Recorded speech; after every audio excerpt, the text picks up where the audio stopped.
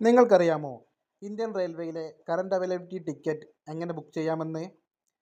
Train departure ചെയ്യുന്നതിന് മുമ്പ് chart തയ്യാറാക്കിയതിനു ശേഷം ഒഴിഞ്ഞിരിക്കുന്ന കൺഫേംഡ് സീറ്റിലേക്ക് ഓൺലൈൻ വഴിയോ PRS കൗണ്ടർ വഴിയോ ബുക്ക് ചെയ്യാവുന്ന ടിക്കറ്റിനെയാണ് കറണ്ട് അവൈലബിലിറ്റി ടിക്കറ്റ് എന്ന് പറയുന്നത്. സാധാരണയായി ട്രെയിൻ ഡിപ്പാർച്ചർ ചെയ്യുന്നതിൻ്റെ 8 മണിക്കൂർ മുന്നെയാണ് ഇപ്പോൾ ചാർട്ട് പ്രിപ്പറേഷൻ നടക്കുന്നത്.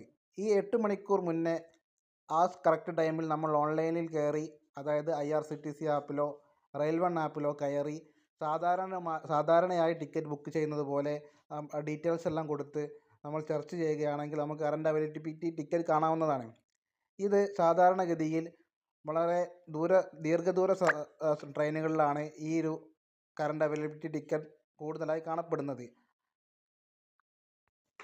ഇതിന് ടിക്കറ്റ് വില സാധാരണ ടിക്കറ്റ് വിലയേ വരുന്നുള്ളൂ. കൂടുതലായി ഒന്നും തന്നെ ഈടാക്കുന്നില്ല.